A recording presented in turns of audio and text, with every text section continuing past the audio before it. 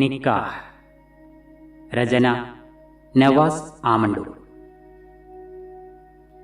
ജസ്ന പ്രഗ്നന്റാണ്.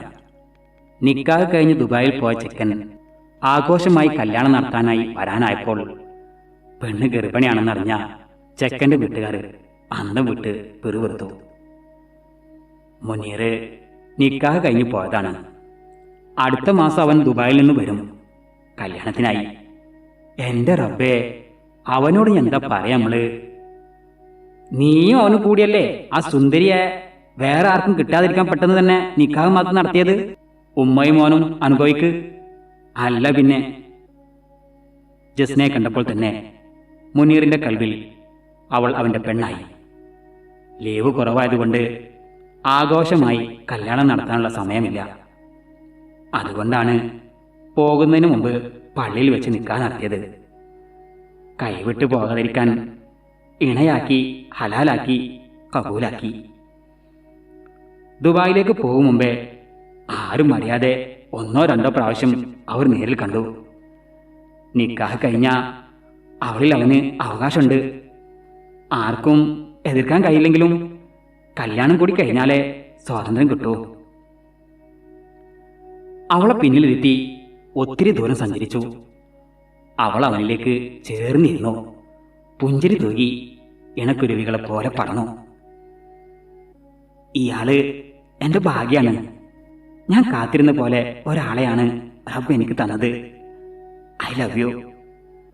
അവള് മുനീറിന്റെ ചെവിയിൽ പതുക്കെ അങ്ങനെ പറഞ്ഞ നിമിഷം മുനീറിന് തോന്നി ഈ ലോകത്തെ ഏറ്റവും വലിയ ഭാഗ്യവാന് അവനാണെന്ന്. കറക്കവും പ്രണയസല്ലാപം കഴിഞ്ഞ് 6 മാസം കഴിഞ്ഞ് കല്യാണം ആഘോഷമായി നടത്താൻ വരാമെന്ന് പറഞ്ഞ് അവന് യാത്ര പറഞ്ഞു. ഇപ്പോ എല്ലായിടത്തും ഉണ്ട് ഇങ്ങനെ. പെണ്ണ് കണ്ടിഷ്ടായാല് നിക്കാഹ് നടത്തി വെക്കും. എന്നിട്ട് കല്യാണം വേറെ നടത്തും. കല്യാണം വരെ അവളെ വീട്ടില് അവനെ സ്വപ്നം കണ്ട് അവന്റെ പെണ്ണായി കാത്തിരിക്കും. ചുരുക്കി പറഞ്ഞ സ്വന്തമായിട്ടും സ്വന്തമാവാത്ത അവസ്ഥ. മുനീർ പോയി 1 മാസം കഴിഞ്ഞപ്പോ എറണാകുളത്തുള്ള ഒരു സ്കൂളിൽ അവന്റെ സമ്മതത്തോടെ ടീച്ചറുടെ താൽക്കാലിക പോസ്റ്റിൽ ജോലിയിൽ കയറി ജസ്ന. താമസം സ്കൂളിന്റെ തന്നെ ഹോസ്റ്റലിൽ. അങ്ങനെ ക്ലാസ് എടുത്തുകൊണ്ടിരിക്കുന്ന നേരത്ത് കുട്ടികളുമായി സംസാരിച്ചു നിന്ന ജസ്ന പെട്ടെന്ന് കുട്ടികളുടെ മുമ്പിൽ തല കറങ്ങി വീണു. അപ്പോൾ തന്നെ പൊക്കിയെടുത്ത് സ്കൂൾ വണ്ടിയിൽ ഹോസ്പിറ്റലിൽ എത്തിച്ചു. ഡോക്ടർ വിശദമായി പരിശോധന നടത്തി. ബോധം തിരിച്ചു കിട്ടിയ ജസ്നയുടെ മനസ്സിൽ ആ സമയം പടച്ചോനെ, കുറെ ദിവസത്തേക്ക് എൻ്റെ ബോധം പോയിരുന്നെങ്കിൽ എന്നായിരിക്കും. ഡോക്ടർ പറയും മുമ്പേ അവൾക്കറിയാം അവൾ പ്രഗ്നന്റ് ആണെന്ന്. അതുകൊണ്ട് തന്നെ ആ കുട്ടി പ്രഗ്നന്റ് ആണ്. ഡോക്ടർ കൂടെ വന്ന ടീച്ചറോട് കാര്യം പറഞ്ഞു. ചെറുതായിട്ടൊന്ന് ഞെട്ടിയിട്ട് ആ ടീച്ചർ ജസ്നയുടെ ഉമ്മയെ വിളിച്ച് പറഞ്ഞു, ജസ്നയുടെ ഉമ്മ, ജസ്ന പ്രഗ്നന്റ് ആണ്. ഒന്ന് ഇവിടെ വരെ വരണം, പെട്ടെന്ന് തന്നെ വരണം. ഉമ്മ ഇടിയും നിലവിളിയും തുടങ്ങി. വാപ്പ കേട്ടത് വിശ്വസിക്കാൻ കിട്ടാക്കില്ല. എന്റെ ജെസ്സി അങ്ങനെ ഒരു തെറ്റ് ചെയ്യില്ല. ഡോക്ടർക്ക് തെറ്റ് പറ്റിയതാവും. നീ വേഗം റെഡിയായി വാ, നമുക്ക് മോളടുത്തേക്ക് പോണം. ഈ സമയം അവിടെ ഉണ്ടായിരുന്ന വ്യക്തി ന്യൂസ് അപ്പുറത്തെ വീട്ടിലെത്തിച്ചു. അവർ വേറെ ആളോട്. അങ്ങനെ കുറച്ച് സമയം കൊണ്ട് വിശേഷം നാട്ടിൽ വൈറലായി. അവരിൽ ആരോ ഒരാള് മുനീറിന്റെ വീട്ടിലേക്ക് വിളിച്ചു പറഞ്ഞു. അങ്ങനെ എല്ലാരും കൂടി ആ ദിവസം ആഘോഷാക്കി. ജസ്നയെ വാപ്പയും ഉമ്മയും പോയി വീട്ടിലേക്ക് കൊണ്ടുപോന്നു. 3 പേരും മൗനം. അവളോട് ചോദിക്കാൻ കഴിയാതെ നെഞ്ചു പൊട്ടി വാപ്പ.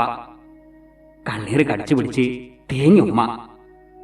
പുറത്തെ കാഴ്ചകൾ നോക്കി ഷാള് കൊണ്ട് കണ്ണ് തുടച്ച് അവളൊന്നും പറയാതെ കരച്ചിലോടെ ജസ്ന ഉമ്മയുടെ അരികിൽ കാറിലിരുന്നു.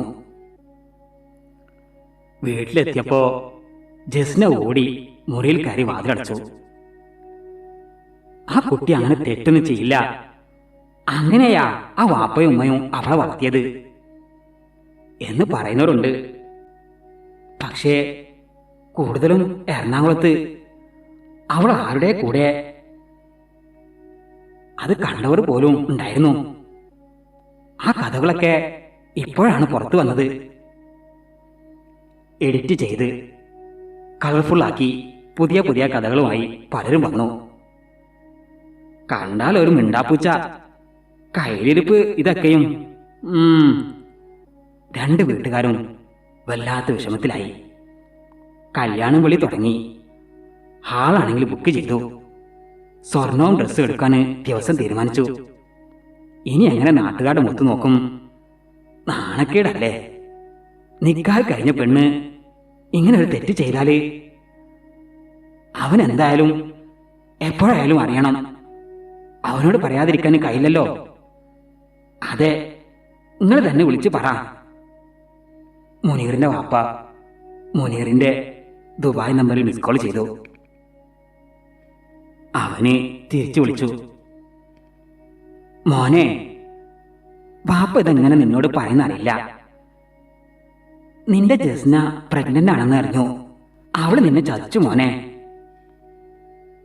ഇത് കേട്ടപ്പോ മുനീർ പറഞ്ഞു, അൽഹംദുലില്ലാ. ബാപ്പയോട് പടച്ചവന് സ്തുതി പറഞ്ഞു. ഒരു പൊട്ടിത്തെറി പ്രതീക്ഷിച്ച വാപ്പ ചമ്മലോടെ ഉമ്മാനെ നോക്കി.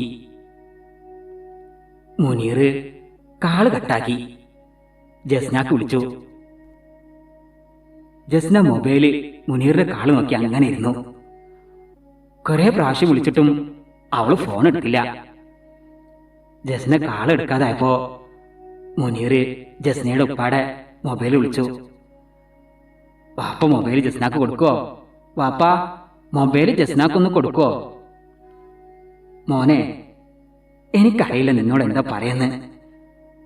ജസ്ന തെറ്റൊന്നും ചെയ്യില്ല മോനെ. എനിക്കറിയാം വാപ്പ, അവള് തെറ്റ് ചെയ്യില്ലെന്ന്.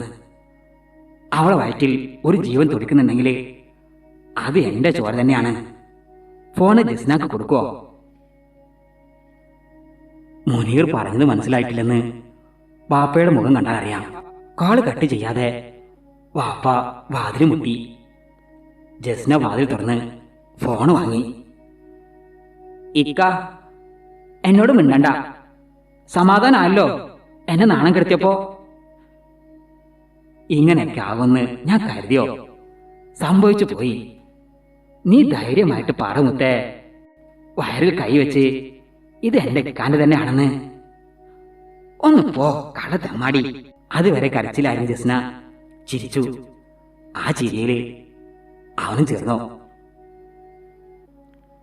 നിക്കാഹ് കഴിഞ്ഞ് ദുബായിലെത്തിയിട്ട് എന്നും രാത്രിയില് മുനീർ ജസ്നയെ വിളിക്കും. അവളുടെ ചിരി കേൾക്കാൻ, അവളോട് കിന്നാരം പറയാന്. ആ ചിരി അവനെ വല്ലാതെ അങ്ങ് മോഹിപ്പിച്ചു. അങ്ങനെയാ ആരും അറിയാതെ 10 ദിവസത്തെ ലീവിന് മുനീർ ദുബായിൽ നിന്ന് എറണാകുളത്ത് വന്നത്.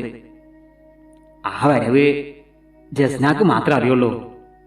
ആരും അറിയാതെ സ്കൂളിൽ നിന്ന് ലീവ് എടുത്ത് അവളും അവനും ഒരുമിച്ചൊരു യാത്ര സ്വപ്നങ്ങളുടെ പരദേശയിലേക്ക്.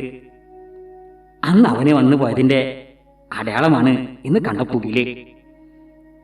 നിക്കാഹ് കഴിഞ്ഞാല് അവൾ എന്റെയാണ്, എന്റെ പെണ്ണ്. ഗർഭിണിയായിട്ടുണ്ടെങ്കിൽ അതിന്റെ കാരണക്കാരൻ ഞാനാണ്. അതിനാർക്കാ കുഴപ്പം എന്നവനിങ്ങനെ മനസ്സിൽ പറഞ്ഞു. ഒരു കുഴപ്പമില്ല മോനെ. എന്നാലും നീ 10 ദിവസം നാട്ടിൽ വന്നിട്ട് ബാപ്പാനെ ഉമ്മാനെ കാണാൻ വന്നില്ലല്ലോ. അതൊക്കെ അങ്ങ് ക്ഷമിക്കുമ്മ. എന്നാ പിന്നെ കല്യാണത്തിന് കാണാട്ടോ. അസ്സലാമലൈക്കും എന്ന് പറഞ്ഞുകൊണ്ട് മുനീർ ഫോൺ കട്ട് ചെയ്തു. കഥ ഇഷ്ടപ്പെട്ടുവെങ്കിൽ ലൈക്ക് ചെയ്യാൻ മറക്കരുത്. അഭിപ്രായങ്ങൾ കമന്റ് ബോക്സിൽ രേഖപ്പെടുത്തുക.